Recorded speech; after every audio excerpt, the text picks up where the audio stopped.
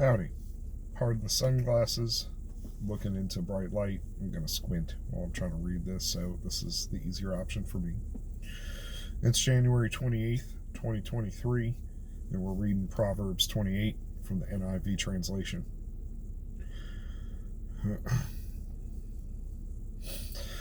The wicked flee when no one pursues, but the righteous are as bold as a lion. When a land transgresses, it has many rulers, but with a man of understanding and knowledge, its stability will long continue. A poor man who oppresses the poor is a beating rain that leaves no food. Those who forsake the law praise the wicked, but those who keep the law strive against them.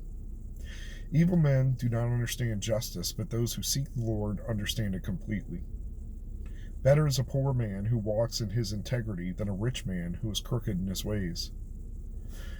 The one who keeps the law is the son with understanding, but a companion of gluttons shames his father. Whoever multiplies his wealth by interest and profit gathers it for him who's generous to the poor. If one turns away his ear from the hearing of the law, even his prayer is an abomination. Whoever misleads the upright into an evil way will fall into his own pit, but the blameless will have goodly inheritance. A rich man is wise in his own eyes, but a poor man who has understanding will find him out. When the righteous triumph, there's great glory, but when the wicked rise, people hide themselves.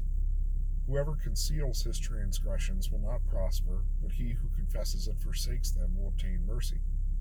Blessed is the one who fears the Lord always, but whoever hardens his heart will fall into calamity. Like a roaring lion or charging bear is a wicked ruler over poor people. A ruler who lacks understanding is a cruel oppressor, but he who hates unjust gain will prolong his days. If one is burdened with the blood of another, he will be a fugitive until death. Let no one help him. Whoever walks in integrity will be delivered, but he who is crooked in his ways will suddenly fall. Whoever works his land will have plenty of bread, but he who follows worthless pursuits will have plenty of poverty. A faithful man will abound with blessings, but whoever hastens to be rich will not go unpunished. To show partiality is not good, but for a piece of bread a man will do wrong. A stingy man hastens after wealth and does not know that poverty will come upon him. Whoever rebukes a man will afterward find more favor than he who flatters with his tongue. Whoever robs his father or his mother and says, "There's no transgression," is a companion to a man who destroys. A greedy man stirs up strife, but the one who trusts in the Lord will be enriched. Whoever trusts in his own mind is a fool, but he who walks in wisdom will be delivered. Whoever gives to the poor will not want, but he who hides his Whoever gives to the poor will not want, but he who hides his eyes will get many a curse. When the wicked rise, people hide themselves, and when they perish, the righteous increase. A couple of things in here that are interesting. There's another verse too. It's like if a man's hungry, he'd be tempted to sin against the Lord, and steal bread, because survival instinct, we got to do what we got to do, which is different than taking people's money or trapping them in bad deals or just outright scams. And again, the theme of it's just better to be poor, and have a simple life and be righteous and have a clear conscience than it is to be rich.